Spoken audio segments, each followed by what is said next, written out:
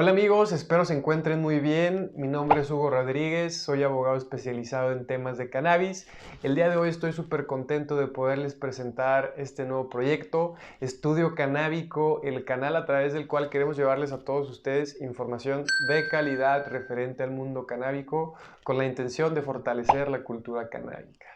A través de estas cápsulas les estaré compartiendo esta información que considero relevante con la intención de que ustedes se sumen, colaboren con nosotros en esta dinámica, nos den su punto de vista, si están de acuerdo, si no están de acuerdo, nos comenten cuáles son los temas que les gustaría que platicáramos en Estudio Canábico y desde luego hacerles la invitación para que vengan y participen con nosotros. Si hay alguien que quiera exponer con toda la comunidad algún tema especializado en cannabis, será muy bien recibido por toda la comunidad y por todo el equipo de Estudio Canábico. Iniciando con esta dinámica que les propongo, el día de hoy platicaremos de la legalidad del cannabis en México y de los antecedentes históricos de la regulación del cannabis en México. Iniciando con el primer tema, ¿es legal o no el cannabis en México? Para poder responder esta pregunta hay que comprender primeramente que la regulación está dividida en dos, el tema científico y medicinal y el tema lúdico.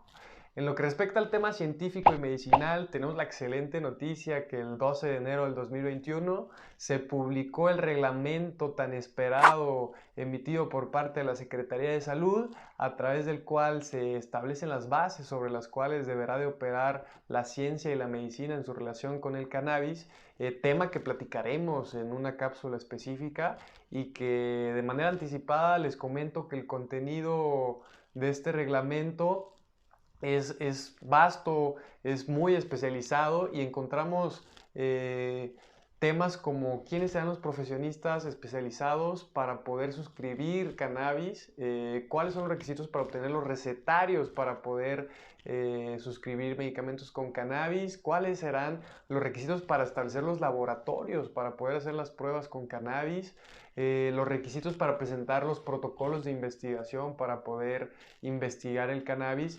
En fin, un montón de temas muy interesantes que ya abordaremos en esa cápsula. El día de hoy solo hay que resaltar y hay que aplaudir este hecho. Es el primer paso que se da dentro de la regulación del cannabis. Si bien es cierto, ya venía siendo legal el uso medicinal del cannabis, hacía falta este reglamento que ya tenemos. Por ende, podemos decir que el uso del cannabis con fines científicos y medicinales es una realidad en México. Ya podemos hacer ejercicio de este derecho con las restricciones que establece el propio reglamento, pero ya es una realidad. En lo que respecta al uso lúdico, escuchamos mucha información en los medios de comunicación, hay poca claridad. La realidad es que lo que hay es un proyecto de ley, todavía no es una ley, todavía no es una ley definitiva, todavía no se puede hacer lo que propone esa ley. Hay que seguir esperando a que vaya por ese andamiaje legislativo y después suba al Poder Ejecutivo, y de aprobarlo tanto la Cámara de Diputados como el Ejecutivo se podrá materializar ya en una ley formal que posteriormente deberá de caminar por otro andamiaje ahora más de tinte burocrático, en el que se crearán las instituciones, se crearán los reglamentos, la coordinación entre dependencias de la Administración Pública Federal, en fin, un montón de cosas que son necesarias para poder tener una debida regulación. Mientras tanto, la única solución que vemos a este problema es la interposición de los famosos amparos, que no me quiero meter mucho en ese tema. Si ustedes quieren más información al respecto, escríbanos. Nosotros ya tenemos muchas sentencias favorables en ese sentido y los podremos ayudar con mucho gusto. Pero bueno, no quiero ahondar en ese tema. Regresando al tema del uso lúdico, de la legalidad, pues bueno, hay que concluir con esa parte de seguir respetando las leyes. Todavía no, todo lo que se escucha todavía no es una realidad. Podemos tener consecuencias incluso de carácter penal por no acatar los dispositivos jurídicos vigentes. Por ende hay que tener mucho cuidado, o de lo contrario interponer un amparo para obtener el autoconsumo del cannabis, ¿no? Esta iniciativa de ley contempla en su contenido 5 tipos de licencia.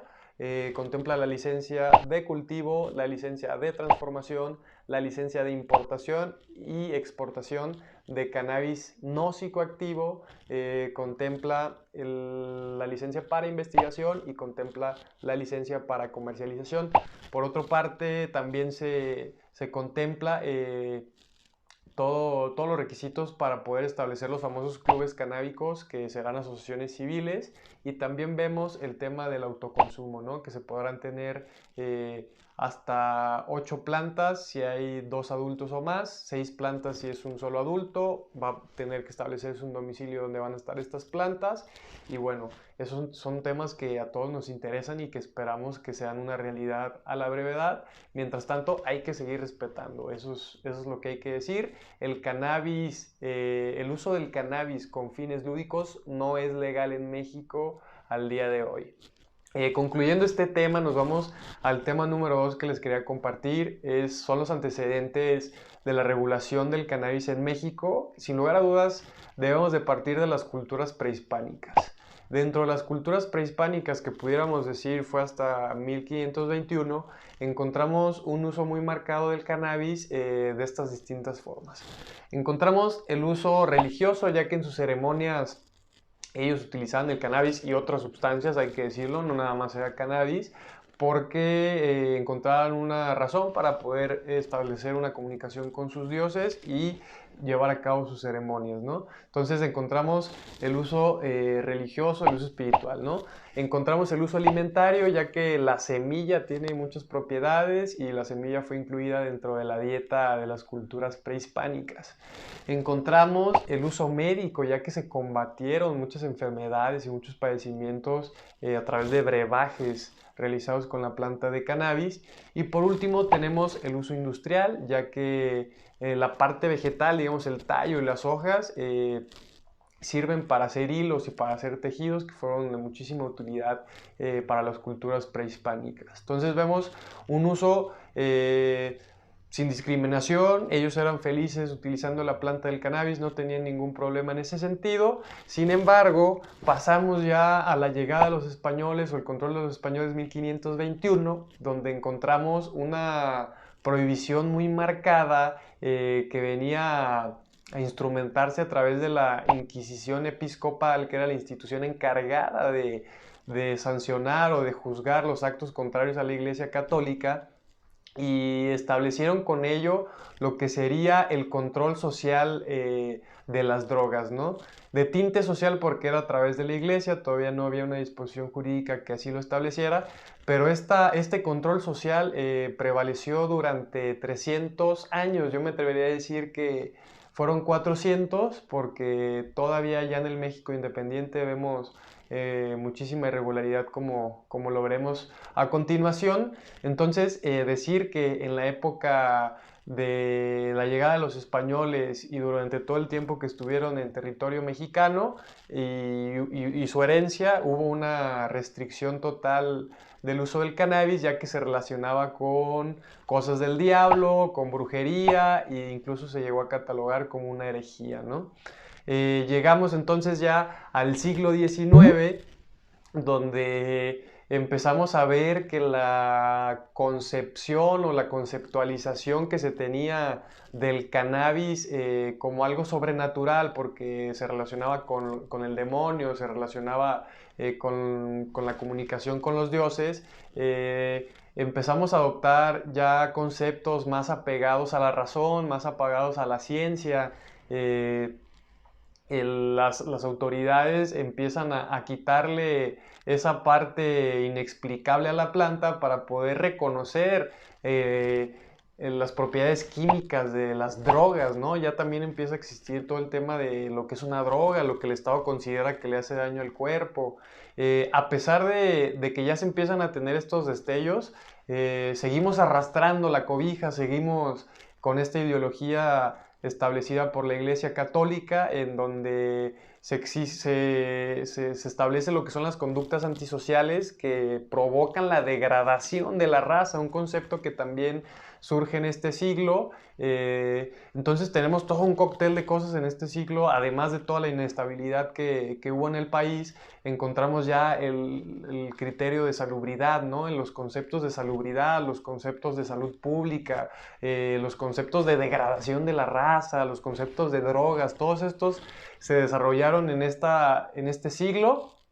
Y posteriormente llegaríamos al siglo XX, ya que en el siglo XIX no nos pudimos poner de acuerdo, ¿no? Había legislaciones que sí lo permitían, había otras que no lo permitían, no había un lineamiento a seguir en cuanto a la política de drogas, entonces hubo inestabilidad y llegamos con esa inestabilidad al siglo XX, donde encontramos ya una influencia supermarcada por parte de la comunidad internacional, con un México ya más echado para adelante, con un poquito de más idea de hacia dónde quería ir y desde luego que con un país que quería estar a la vanguardia internacional y que tenía también una influencia muy marcada de Estados Unidos.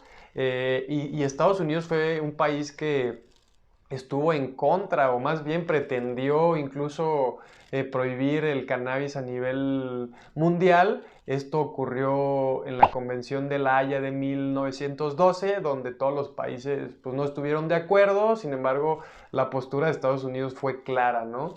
Esta postura vino a afectar lo que se establecería en México, en conjunto con todo esto que veníamos arrastrando, este comportamiento social o este comportamiento civilatorio o este comportamiento idealista que se pretendía.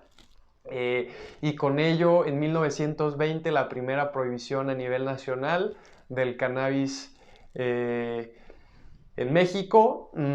Se prohíbe el cannabis y con ello el primer peldaño o el primer pilar del sistema prohibitivo en México.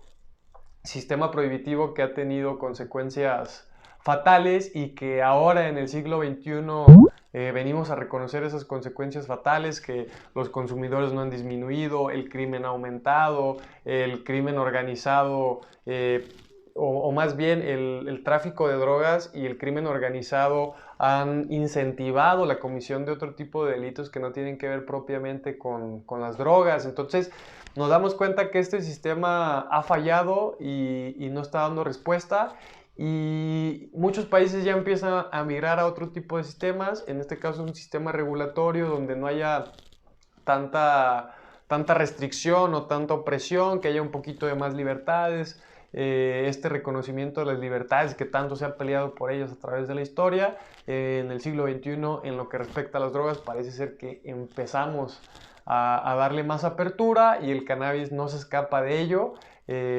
Como ya lo platicamos en México, pues ahí viene, en otros países como Uruguay, Brasil, Perú, Colombia, Estados Unidos, Canadá, ya es una realidad, en algunos para fines medicinales, en algunos para fines medicinales y fines lúdicos. En fin, ¿no? Es una industria que se abre y que abre un montón de oportunidades para todos nosotros, que sin lugar a dudas los que estemos interesados vamos a seguir muy pendientes de todo ello. Mi compromiso es con todos ustedes de estarles llevando esta información. Y bueno, hasta aquí llegaremos con el tema del día de hoy. Si les gustó el tema, apóyennos con su like, apóyennos compartiendo la información para que llegue a esos espacios que queremos que llegue la información. Suscríbanse al canal para que les estén llegando las notificaciones de los nuevos videos que vayamos subiendo. Y pues nada, hasta aquí sería el video del día de hoy. Muchísimas gracias. Espero sigan muy bien.